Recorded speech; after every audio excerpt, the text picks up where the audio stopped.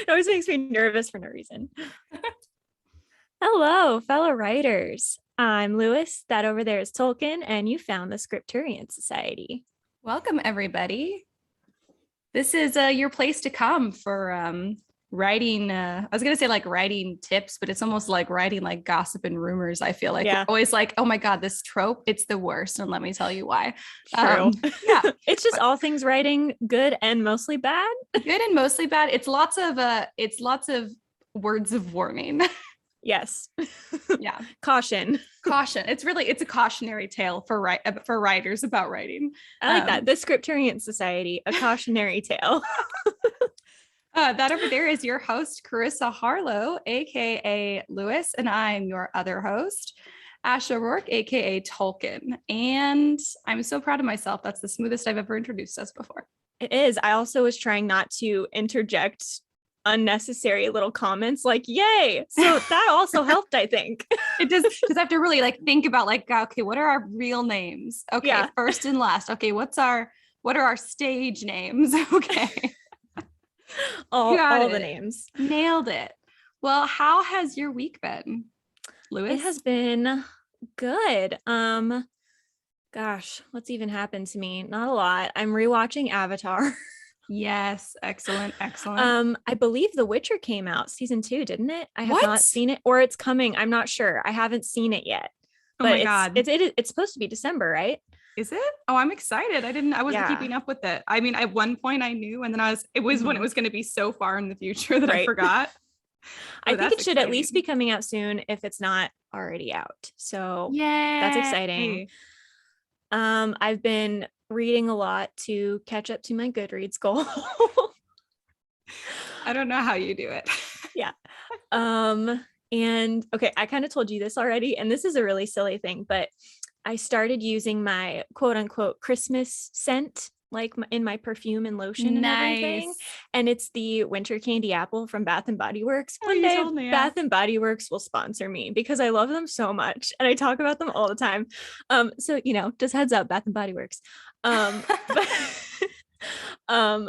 love this scent so much because I think Marianne gave it to me as a gift one year. And so I wore it for like December, January, February in college at some point. And so it brings back really strong scent memory. Mm-hmm. And so I just feel like I'm in college again. And it was also during a big rewrite on my book. So now I'm just like, wild. It keeps taking me back. I've been having a lot of dreams about college since wearing it. Oh, right. You told me that you had a dream about college. Oh, that's so funny. So it's really cool. I think they say scent is your strongest sense connected to memory. That makes sense. Sense SCENTS will take you back as the strongest sense SENSE. It's really confusing. Excellent. Well done. Thank you. I think that's true. I'm trying to think if there's any like my grandmother used to have like this one candle that she would light during Christmas, and I cannot find like a candle that smells exactly like that one. I found one that's very similar and I like it, but it's not exactly the same. Right. There's something about that exact scent, like even if it's off just a little bit, like if someone changes their formula, even it doesn't feel the same. Exactly. So, yeah. Very, very true. Yeah. How's your life? It's all right. I've got my snowman behind me. Yeah. And my Christmas lights. So I'm very excited for Christmas. My brother's going to come into town next week. I believe my husband is going to get home any minute now. And he went Christmas shopping today. So he went and did Christmas gifts today. So now he got me Christmas gifts. He's funny. Nice. I can rely on him to get me gifts for Christmas. And I do gifts for him every holiday, but he has a really hard time grasping the concept of like birthday gifts. And I'm like, really? I don't understand this, because I know he would be very sad if he didn't receive a birthday present, because it would seem like I just forgotten. So I don't understand why he has such a hard time like thinking ahead. Like, okay, I know what day our birthday's on. It's always on the same day. It's a really hard time. So usually he's like, let's go out and I'll get your birthday present with you. And I'm like, no, you should have had it already. I wonder if that has anything to do with the fact that Christmas is advertised for weeks, if not months in advance. Yeah, I think so that's you need to do true. that for your birthday. You need to be like, hey, it's January. My birthday's in a few months. I think I need to, but he'll start tuning me out. I think I need to have everybody in our life advertise it to him. Exactly. He'll remember. It's not like he ever forgets my birthday, but he's just the thinking ahead to get me gifts in advance. And it's not about the gift. It's about knowing that he thought of me in advance. So that's why I'm like, there's way less appeal for me to like go with you to pick my gift. Plus like 70% of the appeal of gifts for me, or 80% even, is the surprise. I love being surprised. So but you must have been really surprised by my Christmas gift that you got in November before Thanksgiving. I did. And it was wonderful. came back and I was like, I have a package. Cool. Yay. Yeah. And I've worn them both already multiple times. Oh, I love it. I kind of feel Javi on this though. I'm really bad at thinking ahead for gifts. It always occurs to me the day before. And I'm like, dang it. Why didn't I think of this 2 weeks ago? See, I think of it like, I'll think of it like 2 or 3 months in advance the first time. And I'm like, okay, maybe it's too early to start doing this. And so then like a month in advance is probably when I start, because I think about the money that I'm going to spend, and especially for Christmas, because it's for so many people, that adds up so quickly. So I'm like, okay, I'm going to do a few gifts on this paycheck, and then I'm going to wait and do a few on the other one. And if I space it out like far enough before Christmas, then I can do that. Yeah, that's smart. Yeah. My mom is the type of person that probably bought my Christmas presents in like September, October. And so nice. I'm not like that at all. I did not take after her. I remember, I'm really good at remembering people's birthdays, but I'm really bad at remembering them far enough in advance to get gifts. That's true. That's true for me for birthdays as well, except for hobbies, except for like, like the few people in my life whose birthdays I have memorized. I'm not good with birthdays at all. I am. I used to be really good about like Christmas gifts or like any kind of gifts or anything. If I saw something that I thought someone specifically would like, I would just buy it and then just put it away for whatever holiday was coming. Yeah. And I used to be so good about that. No, I don't do it. So now we just hit a holiday and I'm like, oh my God, wait, what is this person like? What do they want? Yeah. Yeah, it's a struggle. Yeah, it's a struggle. Do you have any Christmas plans? Christmas Eve, I'm going over to my grandparents. I think my mom's dad is Cajun French. He grew up in Louisiana and everything. And so our Christmas tradition is that every Christmas Eve we would go to their house and he would make shrimp Creole. And that's like our Christmas dinner. It's so good. And he knows how to make it because he grew up in Louisiana. And so that's like our traditional Christmas Eve meal. And then family kind of trickles in. Like one of my uncles works for the post office. So he's always really late because he's delivering packages.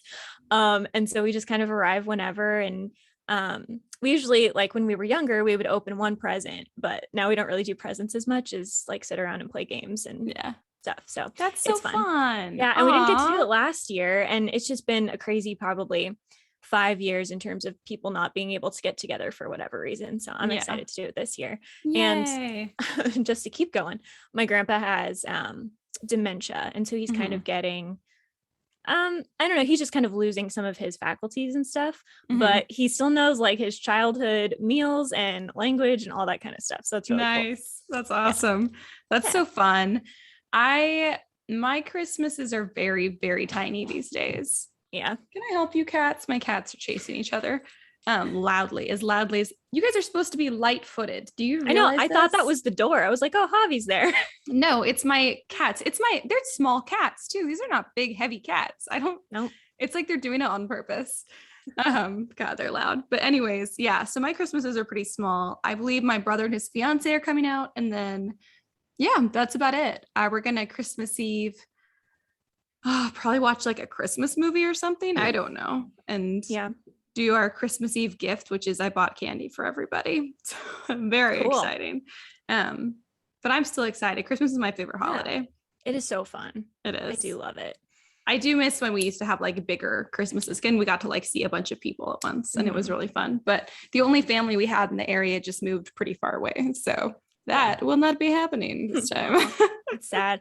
Yeah. When I was little, so on my mom's side of the family, and my mom's side of the family is the side that is physically closest to me. Like Mhm. we live in the same state. Mhm. And so when I was really little, like until I was 4 or 5, I had these cousins that were all around my age and they lived in town. And so we'd all get together for Christmas. And then they Aw. moved away, just like one city over, but where we didn't get to spend Christmas with them as much. But Yeah. then after that, I had other little cousins born. So I have these like totally separate memories of like Christmas with these cousins and Christmas with the other cousins. That is so funny. Yeah. And so part of me Aw. is sometimes like, man, I miss the old days. Then I'm like, but Sean and the others weren't there. So I guess I Aw. also like it the way it is. It's So first gen and second gen cousin Yeah. Christmas. it is, but I'm in both groups because I'm older than the kids that still live here. Uh-huh. But I live here instead of in the other city. So it's Uh-huh. weird. But That is so funny. I think my mom was the youngest of 12 cousins. So oh, wow. yeah. Yep, I'm smack in the middle of 8. So I have none. So I'm the one wait, of the none one. at all. That's right. I have Your none parents at are both all. only children, right? My father has a unmarried brother, an Oh, unmarried okay. childless brother. So Right. yeah.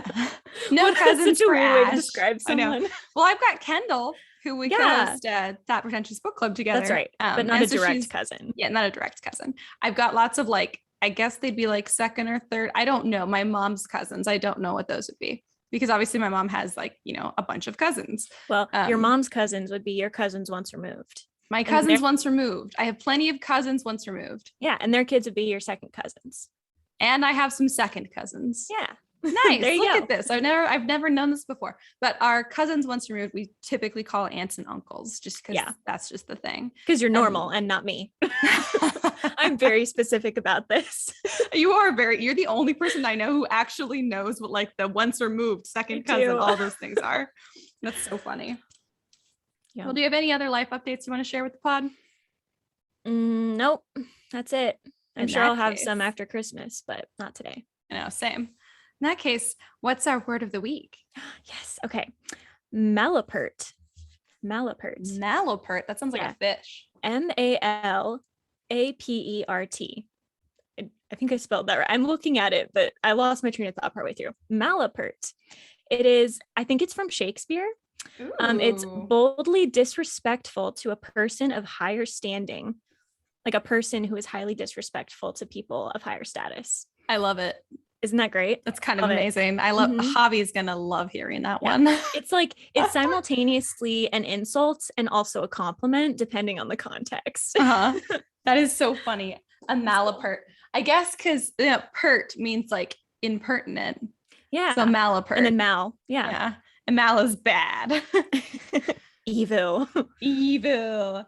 Sweet. I like it. Malapert. Cool. Yeah. Do we have any book recs this week? Yes. So this is like deep into a series, but I am a big Brandon Sanderson fan. I love him. I think I've loved everything he's written that I've read. Mhm. And the Mistborn trilogy is one of my favorites. And then he wrote this sequel series that's like several hundred years after the events in Mistborn. And the third book of this series is called The Bands of Mourning, Mourning. And it was so good. Uh-huh. Gosh, it's so good. Everything just unfolds so beautifully and it's so action packed. This is like a 500-page mass market paperback. And this is weird, but I have trouble reading mass market paperbacks sometimes because it feels like a slog to get through. Yeah. But I breezed through this. It took me, I think I read it in 2 or 3 sittings. Fun. And it's so action packed. It's so good. If you guys want a series, it's adult fantasy, but it's so fast paced and just so good. It God, almost I love reads like that. young adult. Yeah. So Mistborn, and then the follow-up, it's called the Wax and Wayne series, like Ooh. Wayne, because their names are Wax and Wayne. Yeah. That's funny. It's so cool. That's funny. Yeah. Let's see. My book recs are, well, A Christmas Carol, because that's what we did on That Pretentious Book Club this week. And Yep. just if you guys want like a holiday read that's very short, that one's only like 100 pages long. It's obviously by Charles Dickens, if you didn't know. And it's a short read and it's fun. And it's pretty, as far as Dickens goes, it's very concise, which is why I liked it. But I also have a book rec that has nothing to do with That Pretentious Book Club, possibly for the first time ever. So excited. Because it's relevant to the Wheel of Time the series on Oh, Prime that just came out yeah. years ago, like years ago when I was like a little kid. I was, buying like books from half price books for like a quarter. And I Mhm. picked up one that I liked the cover of, and I wish I still had it. I can't find it anywhere. And it was one of the original covers, which are kind of hard to get now, since the new show. Of course, they've all Mhm. disappeared. Ugh, But I hate that. Go on. it's infuriating. But basically, so it's the Wheel of Time series. Yeah.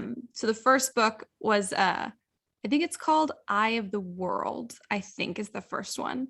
I read that one and most of the second one, and then they're kind of long books, so I got, distracted.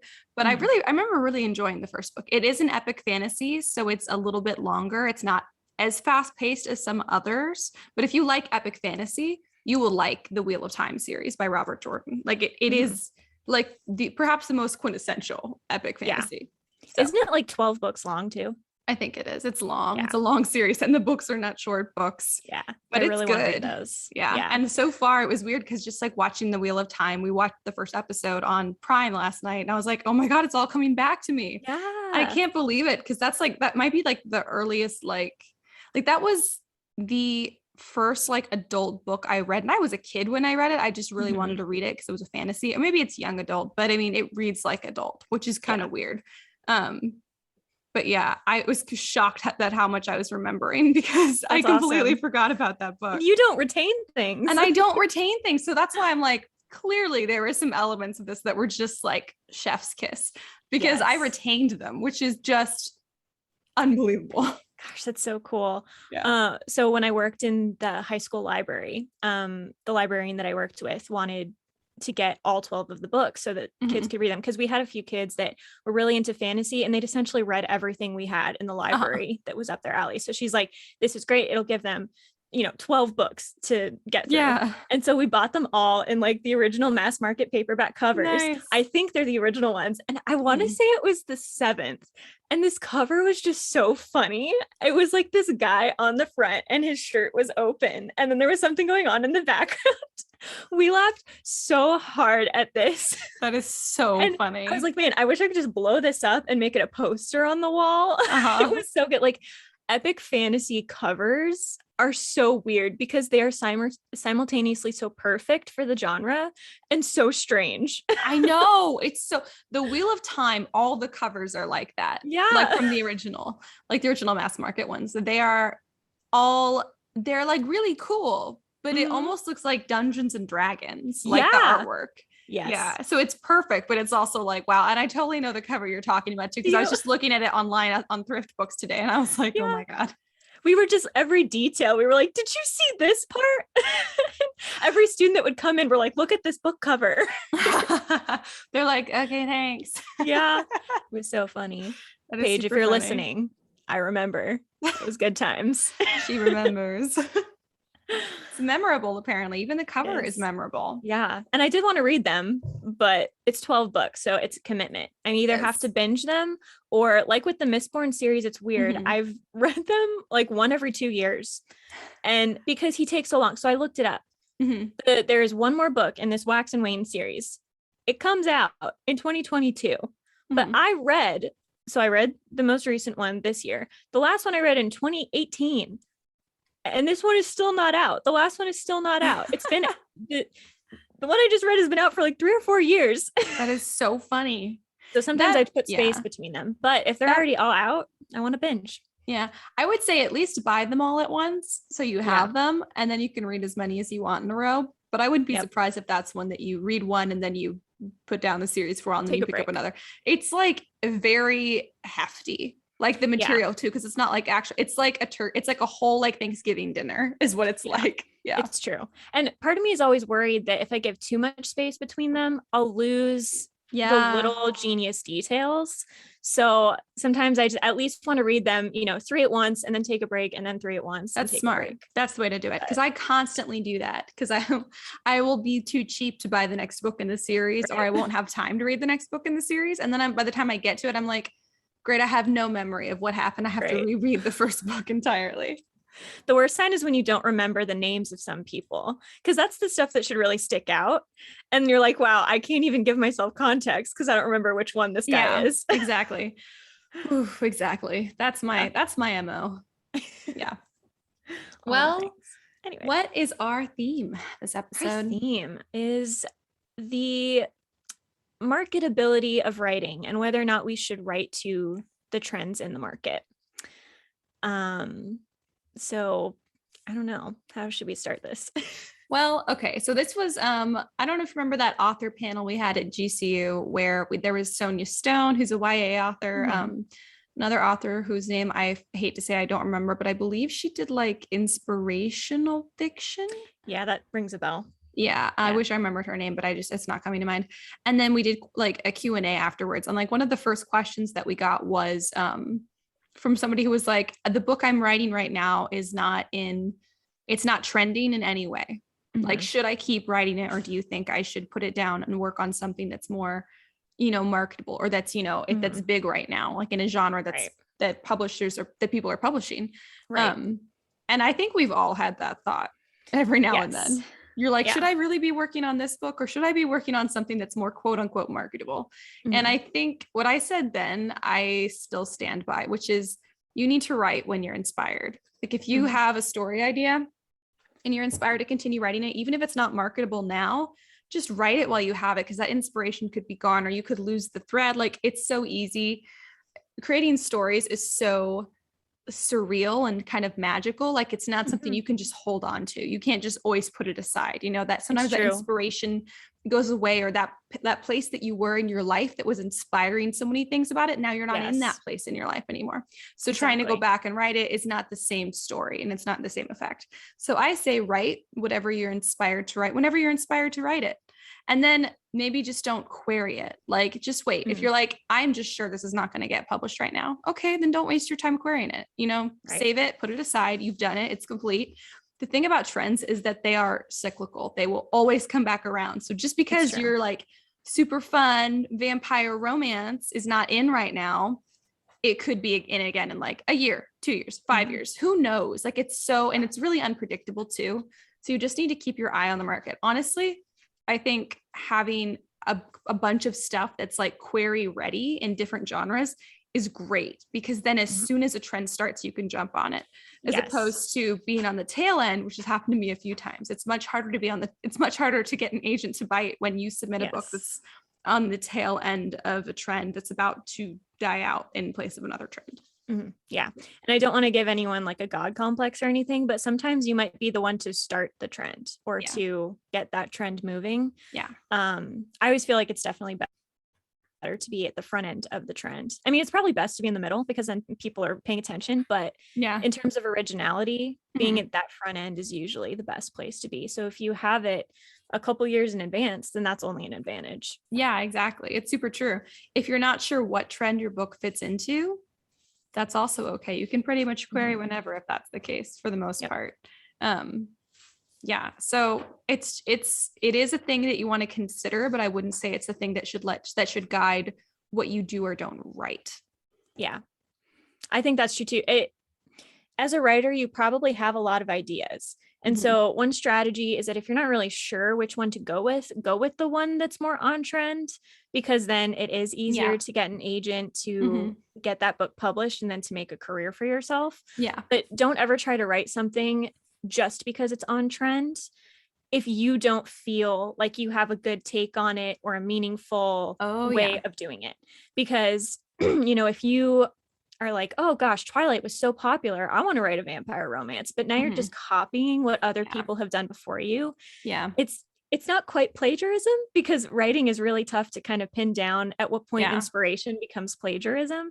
Yeah. But it's definitely not going to be good. It's not going to feel authentic. Yeah. And people are going to sense that and get really turned off. Yeah, it's super true. I agree. I totally agree. I think you don't need to think marketability when you're writing. Like you don't need to be thinking about that when you're writing, because if you do, it could alter your story in ways that you don't really want it to. Like you could be like, oh, this archetype of character is really popular right now, so and maybe you're just thinking, you could either be thinking consciously about that or even subconsciously about that. And then it makes you change the way that character acts or behaves or thinks, or their origin story or whatever it is. And And that may not be what's best for the story itself. Like you need to first and foremost be true to the story itself. So whether or not that's marketable doesn't matter. Plus, if it's a really great story, an agent wants it, they're gonna help. They're gonna help it be marketable. So they're gonna be like, okay, let's keep all the good original parts and maybe we can tweak it here and there to make it more marketable. But that's not something you need to worry about. Mm-hmm. And I think too, if you're trying too hard to follow trends, that's actually not good for the market. I know that as a reader, I get really frustrated when every book starts to read very similarly. Oh yeah. Because readers want variety. And I know, gosh, a lot of readers seem to want the same thing out of books. I know right now everyone's like enemies to lovers. Everyone's talking about, like Shadow and Bone type stuff with the morally gray villain and all of this kind of stuff. But really what readers want is originality. And those trends, no matter how much you really love them, no matter how good they are, they will dissipate. Other things will come back around. And if you're following too hard on the trail of a trope, you're going to get left behind and you're not going to even be remembered. Like think about, the dystopia era of literature really sticks out in my mind. Oh yeah. Everyone remembers Hunger Games. Whether you liked it, whether you didn't, we all know about Hunger Games. But a lot of those other books got lost in the shuffle.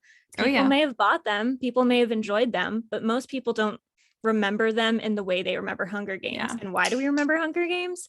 Because it was the most original take and because it was so purely itself. I'm sorry, my cat is about to eat the spaghetti off the counter. Jennifer, what the hell with you lately? Your behavior is unacceptable. What is it with you? You used to be so good. Oh no. Jennifer, I'm so disappointed in you. No, ma'am.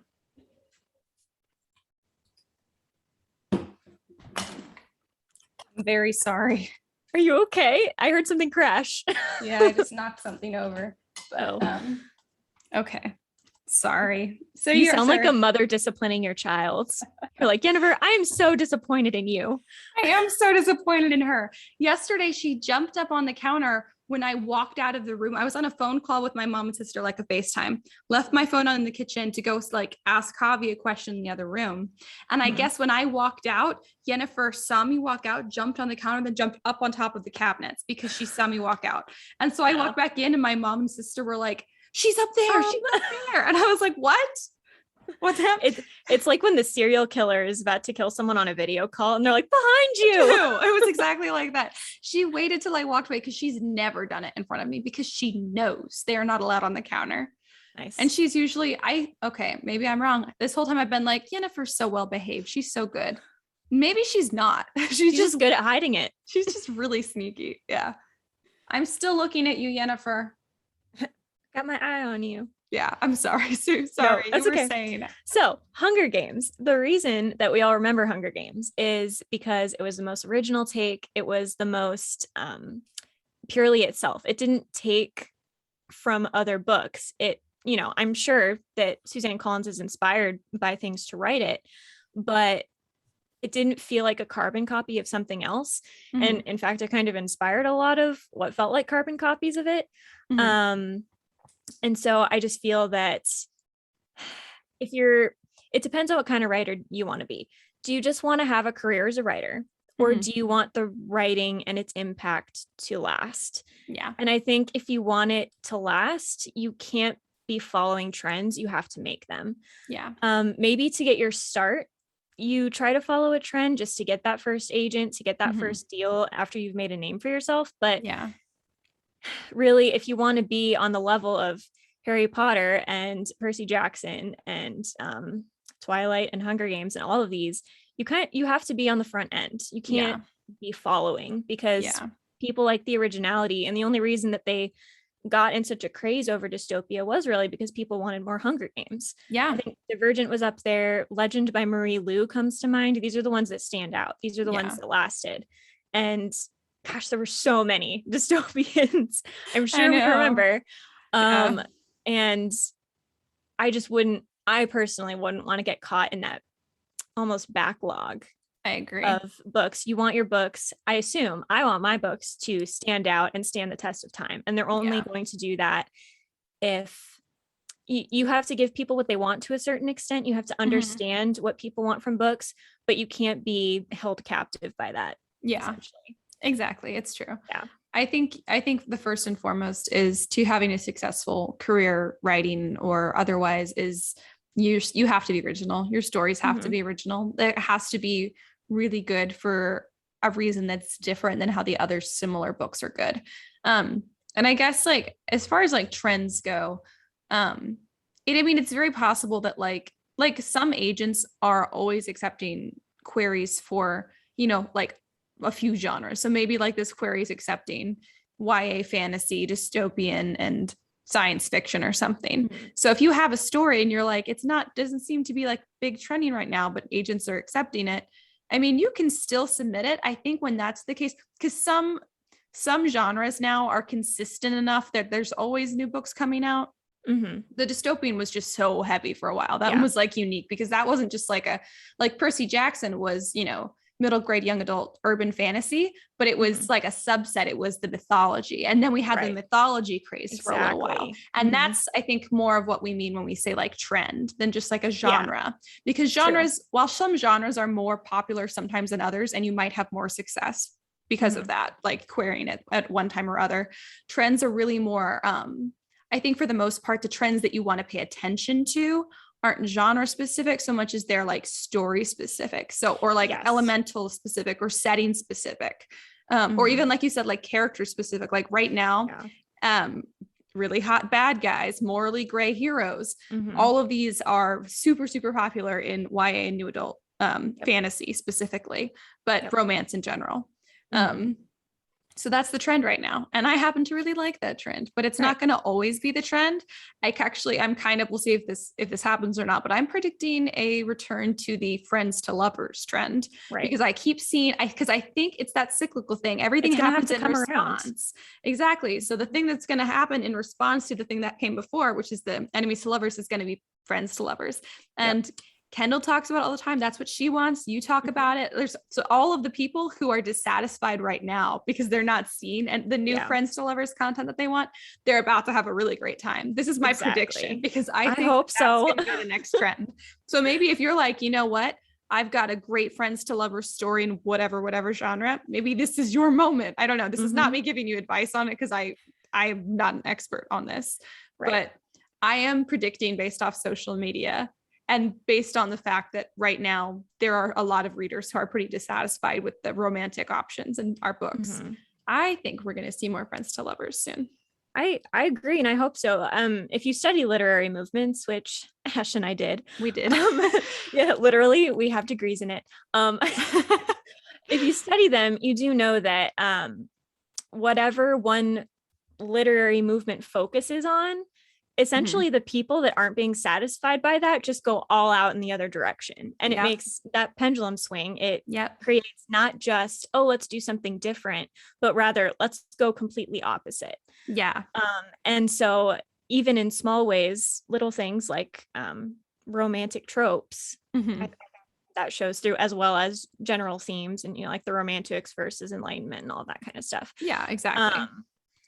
I think what kind of frustrates me sometimes, to get into the negative, is that it feels like agents and publishers and all of the, I guess, popular readers, like, you know, YouTubers and all of these, they come up with very specific expectations for the market that I don't think is always particularly fair. I mean, a lot of times, and I know this is just a marketability thing, but agents will want you to be able to sum up your book as, you know, this other book and this other book combined, or, you know, like it's the Hunger Games and Marvel combined into one book or something.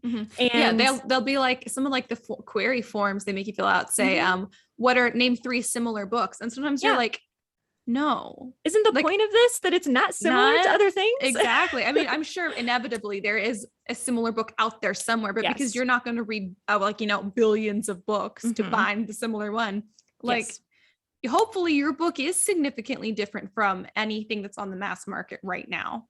Mhm. hopefully that is the case. It shouldn't be similar. So that, Exactly. I agree. That question really drives me nuts. But I guess maybe Yeah. that's where, from a trying to market yourself perspective, you try and look for books that have similar, I don't know, like similar settings, similar, maybe like a plot point, a similar like a Similar romantic trope. trend. Yeah, Yeah. exactly. So if you're like enemies to lovers and you're like serpent and dove, okay. So you Yeah. could, even if your book is nothing like serpent and dove, but it It's has a true. little bit of fantasy in it and there's an enemies to lovers thing going on, you could compare it to serpent and dove. Although you do want to be careful to not only compare your book to really big name books, Yeah. because they don't like that either, because they assume that you're just trying to make yourself sound better. So I'd say mix it up with like a really well-known book or two, and then like another like lesser known book when they ask for that. Yeah. I just think the danger sometimes is that if you're a new writer starting out or just thinking about starting a new project, you look at that kind of stuff and it seems like agents and publishers and even readers, based on like the big social media platforms, want more of the same. Yeah. And first of all, I don't think they do. I don't think the vast majority of people want just the same old, same old. But second of all, this, I think, probably artificially extends how long those tropes stay popular. I think so too.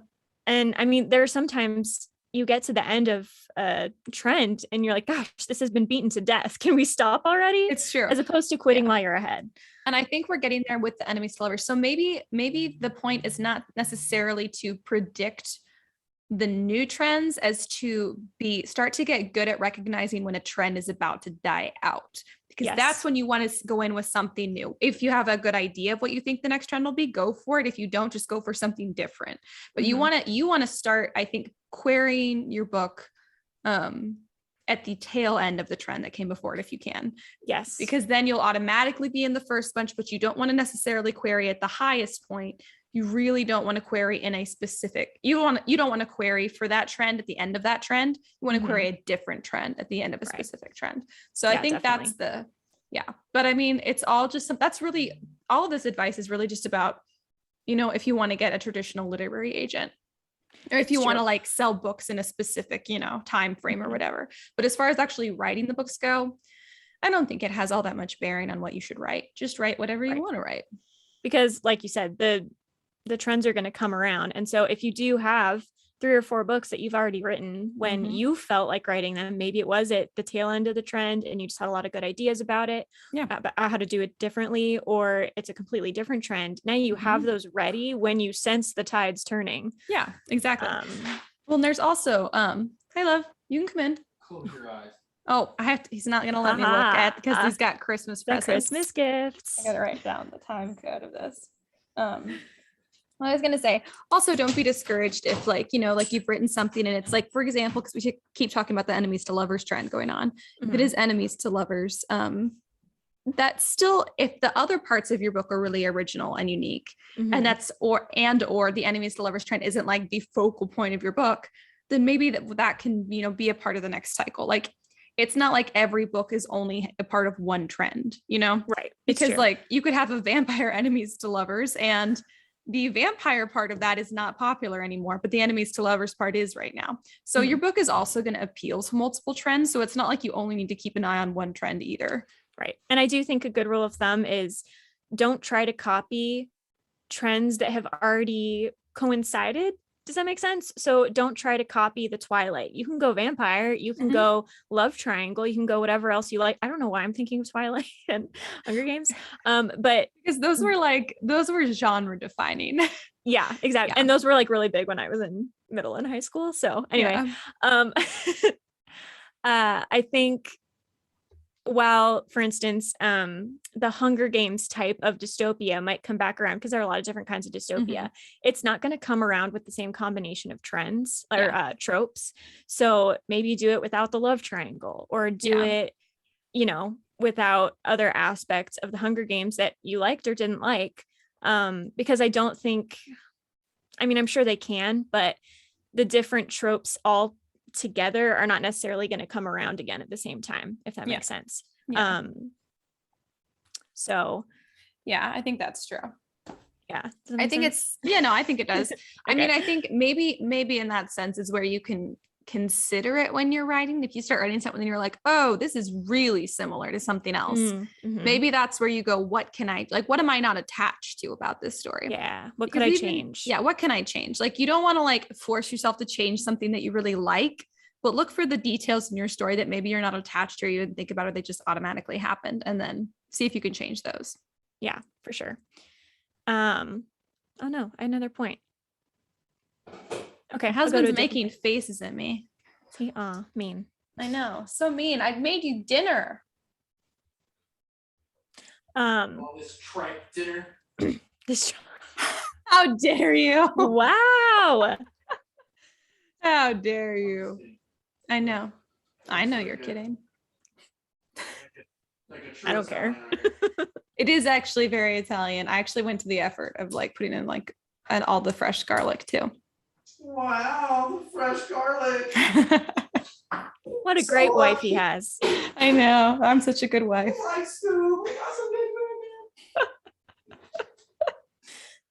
Oh man. I lost my train of thought. I know, same. I have a different train of thought. I could start. Yeah, start that one. Okay, new train of thought. So I think, again, this is kind of bouncing off my frustration with agents and stuff, but I am not totally convinced that publishers in general know what readers want. I think publishers, particularly, is it Big Five now or Big Six? I think it's Big Five now. Yeah, I think it's Big Five. They essentially control a lot of the market on books, particularly in the US, although I think probably worldwide. I don't know how it works. And I don't know that they actually predict very well what readers want, because I think they focus in on the most popular people on social media. And if someone has, 3 million followers, they think that those 3 million followers have the same opinions as the YouTuber, as the TikToker, and they don't.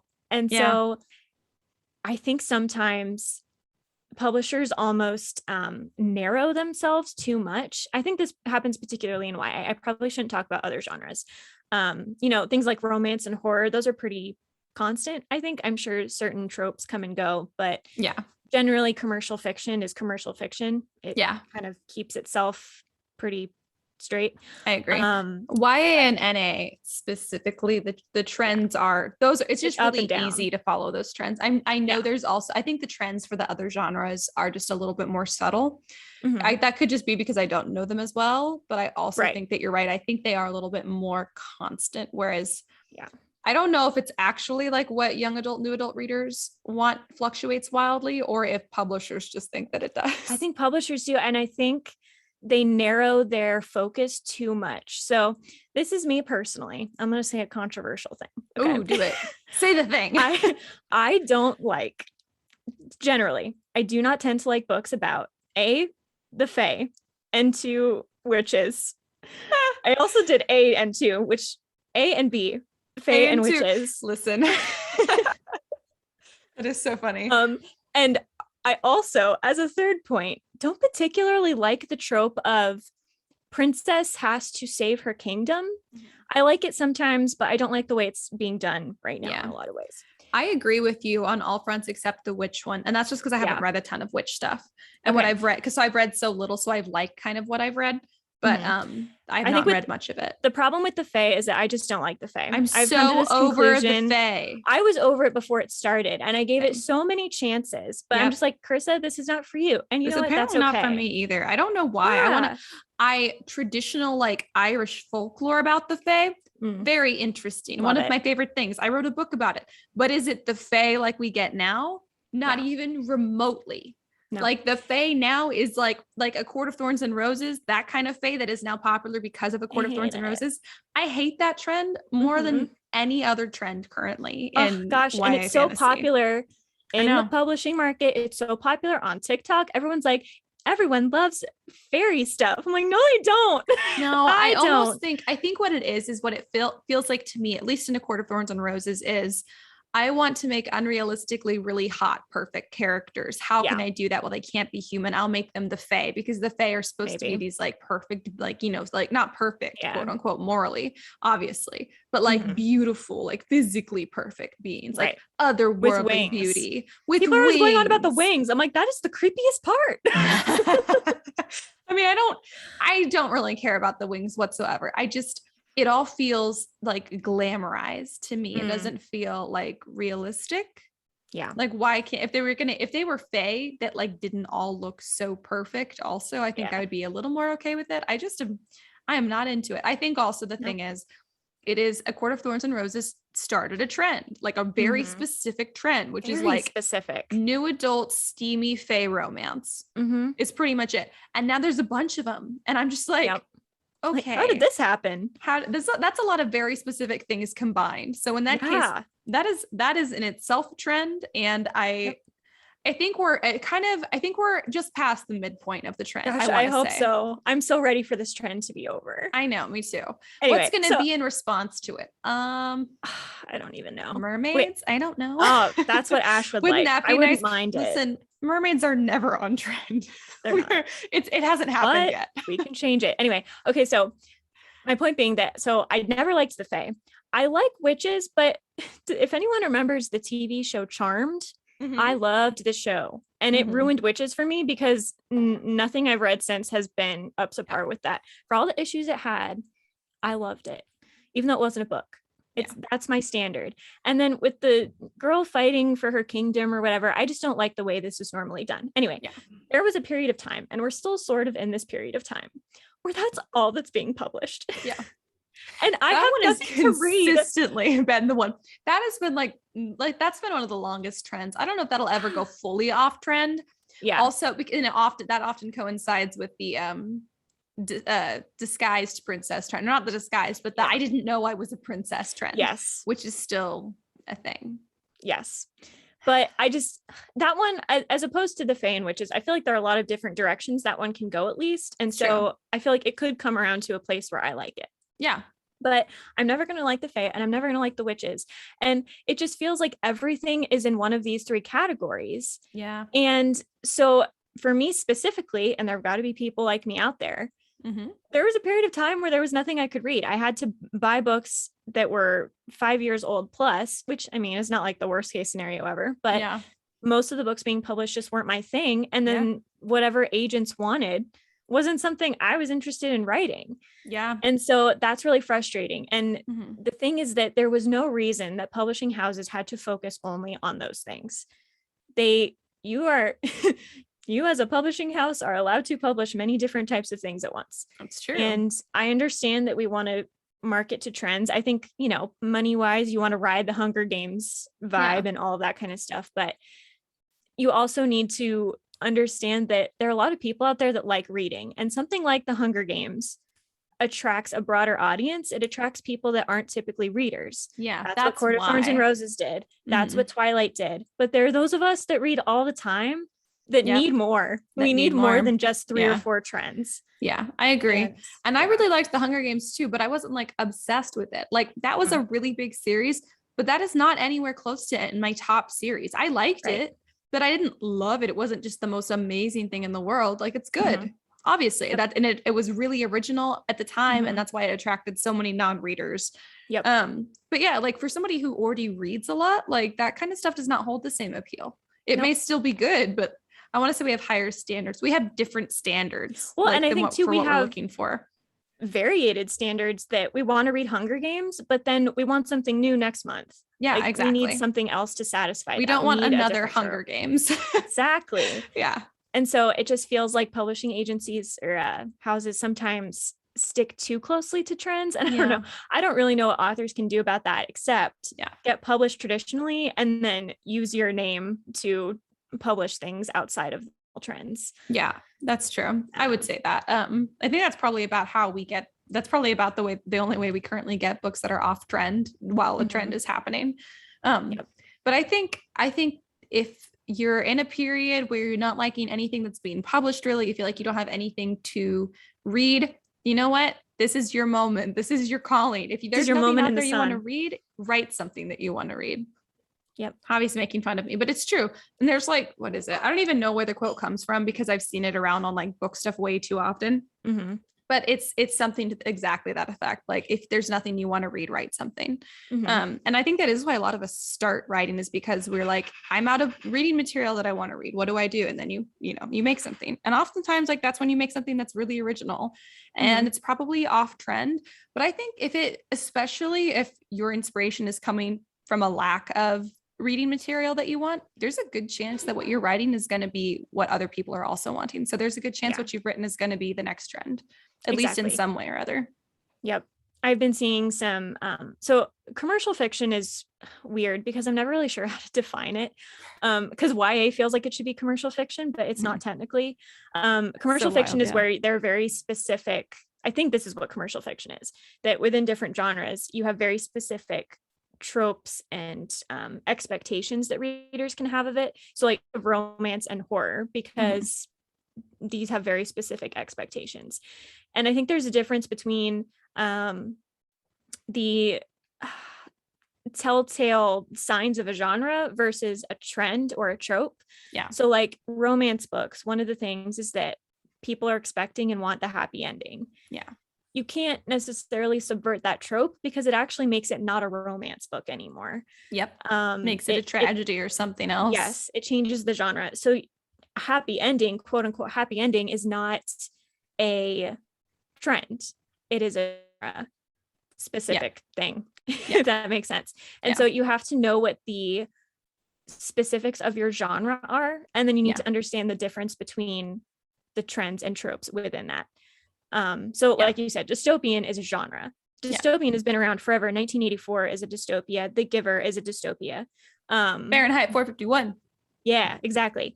But the Hunger Games version of dystopia was very, love triangle and teenagers take on the corrupt government kind of a deal. It was pretty new. Yeah. And that had never really been done in the same way before. I mean, The Giver kind of did that, but it was just one guy. He didn't really take on a corrupt government. He escaped it. Yeah. Not to spoil The Giver. But you need to know what genre you're writing in. Yeah. And then within that, you need to be original, I guess. And I'm trying to think of like a practical way to determine. I just don't copy what other people have done. I read a lot in the genre that you want to read in. And if you notice that something from your writing is popping up a lot in all those books, maybe you want to change it. If the same romantic trope is being used, even sometimes the same lines are used. People always talk about the quote unquote, she let out the breath she didn't know she was holding. I don't know if that's a trope or a trend, but things like that, when you notice those occurring a lot, even if they were fine to begin with, they become annoying when they're overdone. It's true. And so you do need to understand that even if it was originally your idea, it still might be overdone by the time you get your book out there, and you want to change it. You don't want to get too attached to everything in the story, because especially if you're going to go traditional, you don't have full creative control over it. You just want the gist of the story to be out there. Yeah. And so if you're going to, you need to be reading a lot in your genre to know what has been done before and what hasn't. And you have to kind of walk that line between following the trend and being original within the trend. Yeah. So I think, like you're saying, if you're reading your book and you notice, oh, this is something I've recognized in a lot of other books, if you can change it without, changing what the story means to you or the structure of the story or whatever it is, then do. If you're attached to it and you're like, no, I really want it to be in there, that's fine. Just know that if you do choose to query it now, the market's already flooded. It might not get its moment. Or just hold off and just wait until whatever that trend is not at the height of its popularity again. And then try and like jump in after there's been like at least like a cycle of some other trend in between. Yeah. Like just know if you're like, no, I want to do a vampire romance. And you're like, I want it to be that way. Okay. It'll come around again. It's gonna, or the opportunity for it will come around again, but that one was such a big one. I don't even know if we're there yet. I think we're getting closer to that trend being able to come back around again. I think we're still recovering from, because that was like one of the biggest ones. It's true. I do still think though that even when trends come back around, they come back with the inspiration of all the trends that have come between them, and so they're no longer the same. Yeah, exactly. Writing is essentially building on people that came before you. Yeah. And whether you agree or disagree, that's a good thing. You should be building on what people have written before you. And so even when a trend comes back around, it's no longer the same. And so you do want to make sure that there's something original in your manuscript. I mean, you can harken back to something that you really liked in the Hunger Games. Yeah.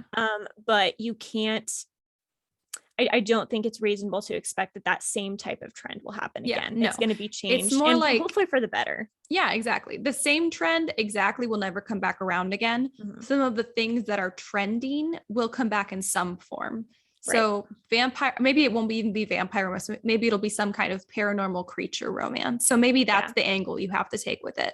So if you have a vampire romance story, maybe you change it and it's not a vampire anymore. It's some other paranormal creature, or maybe it is, but you query it and you write it and you skew it away. That's paranormal instead of vampire specifically. So that's a way you can, stay true to whatever your ideas are, but originality is key. And the reason we get all the new cycles is because we want original content too. Exactly. So that's it does really need what to be readers original. want. Yeah, it is. And to not, like Chris has said too, like you could get published just because they needed more books and yours is on trend and it was the first one they got, but that's not gonna sustain you as a writer. That's not gonna I don't think that's gonna satisfy you as a writer either. Right. You want to be original. Like you need to be doing like something new in some way, even if there's other similarities. You need to be doing something new in some way that sets your book apart. Yeah, because I think I've been seeing a lot of specifically the vampire thing on TikTok, that a lot of self-published people are kind of going back to that. And it is very reasonable that if that's what you want to read, it's possible other people out there want to read it and you can write it. You can write whatever you want, but you do, I think, need to understand that readers want variety and they want originality. Yeah. And even if the big popular people on social media aren't specific about this, I do think that's what readers in general want.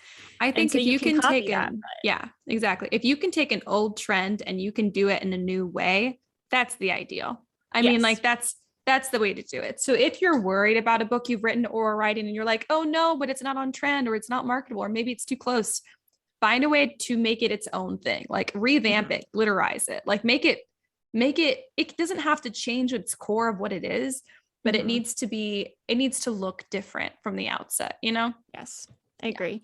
Another one that's, gosh, I really hope Portal Fantasy comes around again because I've been waiting like 15 years for that to come around, because that's what my book is. Yeah. And it just hasn't for some reason. I wrote it at kind of that tail end and then just went with it. And it's really at this point where it's so a part of the world, there's no way to change that. Yeah. And it's kind of, I don't know, if I had to pick a book, and I know this is kind of arrogant to say, but it feels very similar to Narnia in the sense of how it starts and like what goes on and everything. I agree with you, having read it. Yeah. Yeah. And I mean, that wasn't necessarily on purpose, but I'm not complaining about it. Yeah. But it does feel like Portal Fantasy has been out for a long time. Yeah. And that didn't stop me from writing it, because it still felt like a story worth telling. Yeah. And if I had gotten through it and at the end, I felt like, this isn't going to get published, I need to move on, I need to do something else, that's fine. You can get your ideas out and save them and wait for them to come back around. Or you can try really hard to get it out there and try to essentially create that trend. Yeah. It's going to be harder. Yeah. I can speak from personal experience. Yep. But I do think that ultimately it's worth it, because when you write based on what you want to see, you're taking inspiration from all kinds of books that you've read, whether they're current reads or past reads, classics, whatever. You're taking all that in and you're writing what you want to write. It gives it a certain timeless appeal. I do think that the Hunger Games and Twilight are ultimately timeless in a way that the stuff that came after them isn't, because they inspired the trend. Yep. And if that's what you want as a writer, which I do think most of us want, I think you have to understand that it's going to be harder to break into, and you have to kind of come to terms with that and write what you want to write when it comes to you regardless of the trends. And then Yeah. you decide how to query and how to market based on the trends as opposed to the other way around. I agree. I totally agree. You want to start with your story, not start with the trend. Yes. And not start with the marketing concerns. I think the book I'm writing now, I think it's weirdly the setting, like it's kind of like the fantasy world inspired by the real world setting, which is, I don't know if it's still a trend. I mean, Six of Crows, and the Shadow and Bone series is in that universe, like that type of like setting universe. Serpent and Dove is as well. So is Children of Blood and Bone. Are those like historically kind of making historical places a fantasy thing? Serpent and Dove is more like that, is more like historical places. The other ones are just like kind of like taking a map of the US or of the world that you would recognize and renaming countries and then adding all the fantasy elements in. So that kind of setting is that's been a trend that's been doing fairly well with these really big groundbreaking books. I don't know if it's still happening. The book I'm currently writing happens to have that because like you said, it was just what inspired me. I was like, this is great. And now I never used to write any kind of setting like that, but that's kind of what the setting turned into. So in that sense, I don't think this book is going to be finished before that trend is gone. Yeah. However, there's another like piece in my book. Oop, I just whacked my microphone. There's another like aspect of my book that I think is fairly original. And it's a pretty big part that I haven't seen in a while, like monster hunting. So not like paranormal either, just like straight up monster hunting. So I don't know, because I think that might be unique enough and such a big aspect that it can make it, maybe I can find another trend it fits into. Also your story might fit into multiple trends. So that's the thing to keep in mind too. And I think that mine will, it's unfortunate. Like if I'd had this book done, like I know it's a year or two ago, I would have totally been in on that trend with like the real world turned fantasy setting. It's kind of like when you read a book and you think to yourself, man, this is really similar to that idea I had. If only I had written it first. Yes, exactly. I literally picked up a book that had the exact same name as a book that I had started writing. And it was the exact same concept. And I was like, what is happening right now? Like someone read my mind. Yeah. I was like, did somebody break into my computer and take I mean, I didn't end up reading their book because I didn't want to buy it. But I was like, good Lord, how did this happen? That's crazy. Yeah.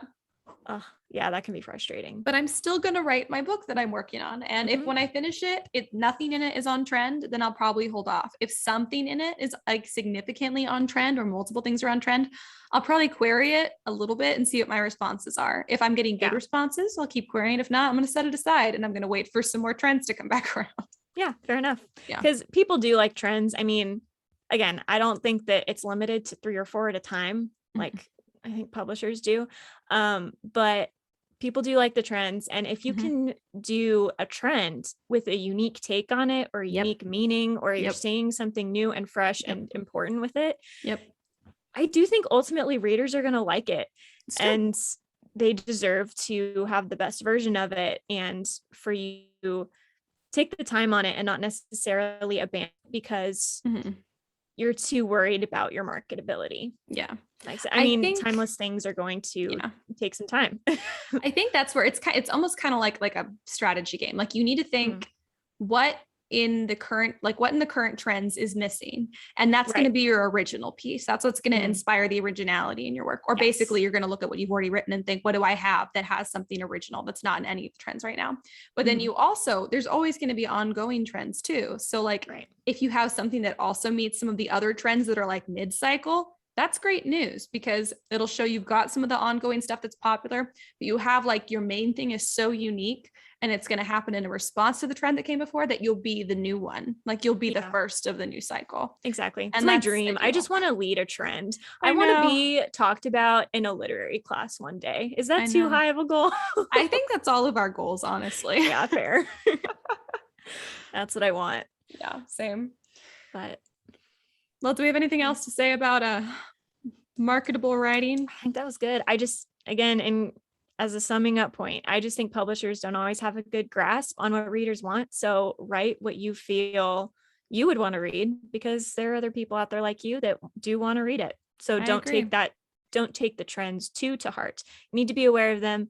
You need to not copy them. Even if you're not directly plagiarizing, you need to be aware of what's out there so you don't accidentally copy it. But ultimately you got to write what, at risk of sounding cheesy, what's in your heart? I was literally going to say the exact Yeah. same thing. You need to write the story that's in your heart. Also, Yeah. not every story that you write is going to be published, or that maybe you even intend to be published. Yeah, it can be practice. It can be, something that you use to hone your skills, or something just for you. Just for That's you, it could also just be okay. therapy. You're like, I just need to process. Or you're like, I just really want to write a basically Twilight story. Exactly. And I don't want to publish it. I just really want to write it. And that's Exactly. fine. Do it. Mhm. Right. This is why write whatever you want to write. You never know when a piece of that is going to come back and be useful to you, whether it's personally or whether it's, because you're going to take a piece of that and turn it into some other idea that's more marketable. It doesn't matter. Sure. Just write what you're inspired to write when you're inspired to write it. Because if you wait because it's not marketable. I know, gosh, that's such a worse. good point. Like, thinking about how my books have changed over the 10 plus years I've been writing them. Mm-hmm.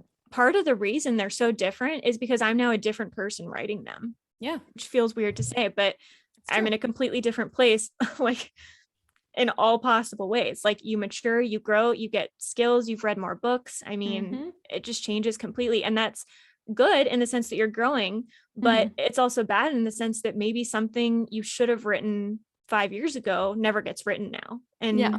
you're going to be glad that you had that. If nothing else, it's practice for you. Mhm. But in the best possible scenario, it's something that you can ultimately publish, and that will say something to future you, even that you've forgotten or something. I've never ever regretted anything that I've written. But I have regretted things that I've published. I haven't regretted writing anything. I've regretted publishing some things. Yes. But I've never regretted even those things I didn't regret writing. I don't think if you're writing something that you feel called to write, I don't think you'll ever regret it, even if it never does get published, even if it's not marketable at all. I don't think you'll regret it if that's the story that you want to tell. Right. Tell your story. Yep. Yeah. I agree. Yep. Well, that's all I have to say. Cool. Me too. How's writing going for you personally? Good. Like I said, that scent is now taking me back to my revamped books. So I was reading through one of them today, but I will say this is such a weird thing about me, Ash. When I open up my little finder on my computer, and it shows all your recent files, I like to have only files and not pictures there. So I never open my pictures because it's just like clean white. So the last 30 files I open have to always be Word documents instead of other things. So if I open a picture, I then have to go through and open up a bunch of Word documents uselessly. Now, this is strange, and I don't know what to think about it on a personal level. Is so weird. But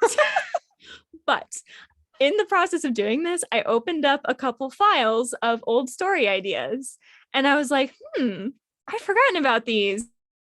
These are pretty good. So now I'm kind of, marinating those ideas, and maybe there will be something that I can start for the new year after I finish my Goodreads goal. Nice. So, I like that. Your weird quirks ultimately come back. We can help you out. That's funny. I periodically go through my Dropbox and I look at my old ideas and anything I can use here. Anything I can use here. Yep. Anyone? I actually rewrote the first 1,000 words of my new book. So you had to change to third person. Nice. Yeah, exactly. So that's why I'm still trying to, I don't know if I'm going to be able to do it, but my goal was to, before I get my week off, to get as much writing done as possible. I wanted to rewrite the first 8,000 words that I'd written. And some of that is totals scene rewrites. It's half of that or more is getting totally trash. I know for sure there's at least one scene that I'm going to keep. But I think other than that, I'm going to be just rewriting entirely, which I rarely do, but except for the first few chapters, which I think that gets rewritten more than any other part of the book. So that's what I'm doing currently, but I already got 1,000 words rewritten, and I'm so impressed with myself. And I think it's actually pretty good. And even since I started this book idea, which was not long ago, already my character has changed a little bit because I have already changed a little bit since then. So I'm I have to do this all at once. Love it. Yeah. Excited. Cool. Yeah. Any other writing updates from you? Nope. Okay, cool. Well, we have some exciting news about next week's episode. Yeah. So instead of our episode coming out on Friday next week, like they usually do, that's Christmas. So we don't expect anyone to listen to us on Christmas. Go be with your friends and family. It's okay. We understand. We We'll be understand. with our families. Yes, exactly. But instead, we still are going to release an episode. Instead of releasing it on Friday, we're going to release it on Monday. Before Christmas. For So Christmas. This coming Monday, the 20th, I believe. It is our Christmas episode. Or is it the 19th? I don't know. 20th? It's the Monday. It's 20th. the coming Monday. Yeah. The coming Monday, the Monday of Christmas week. Yes. But yeah, so it's going to be a super exciting special episode. We are going to do it with our sister podcast, That Pretentious Book Club. We're going to play Christmas games. It's going to be such a good time. It's going to be a lot of fun. We're going to drink. It will all be books and writing related, all the things we love, but it's going to be a lot more free form. It's going to be a Christmas party. So you guys should join us for that on Monday. And then after that, we'll be back to everything as usual. Yes. Yeah.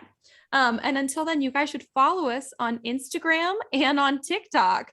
We are the Scripturian Society, and we have so many followers on TikTok thanks to Carissa. I said that last episode too, but I'm still just floored by how many people love Carissa on TikTok. Thanks. And now I have posted 2 TikToks that TikTok has only showed to like 20 people combined. And I'm like, what are you doing? I am so popular. You're like, I have over 1,000 followers, TikTok. Oh, so that's frustrating. But hey, there's no accounting for algorithm. Nope, there is none. And God, is that like the truest thing ever? I need that on a t-shirt. But yeah, so on our Instagram, so TikTok is for funny video content. Instagram is, you can get all of the writing tips. Basically, you can get little summaries from our episodes for the week, writing tips. It's a great place to be. It's super, if you're a writer or an author of any kind, I think the Scripturian Society Instagram is a really good one to follow. I mean, it's a good variety of stuff. Yeah, it's a good variety. Carissa runs that one, so I don't actually know what goes on myself it. Up. It's really great. I do say so myself. It is really great. And because I don't see that stuff like in the planning, I just see it when it's posted. I'm like, oh, that's a great point. And then I heart it and I share it. So speaking as a third party in that sense, I quite enjoy it. So you guys should go check it out. And also, if you guys like our podcast, could you please rate us? I would usually say rate and subscribe, but Apple Podcast does not let you anymore. If you're listening from a different platform that lets you subscribe, rate and subscribe. But otherwise, just rate us. And you can also always contact us and let us know what you like, because we will be, revamping for the new year, want to get everything in mind. So if there's something you want to see more of or less of, reach out. We are totally open to talking to you guys. And I think we've got some exciting updates in that regard in our Christmas episode that's going to come out too. So also, if you guys want some big, exciting podcast news, that'll also be in our Christmas episode. Yeah. Did I miss anything? No, you're so good at that by now. You do it for both the podcasts. You're like, I have this down. A very specific skill set. Yes. I'm like Liam Neeson in that movie. Wait, what? And Taken? I have a very specific skill set. Yeah. Yeah, exactly. Gosh, I love Liam Neeson. It's that I can do social media plugs. There you go. It's not nearly as cool. Well, until next week, everybody, keep writing. And we'll see you on the next page.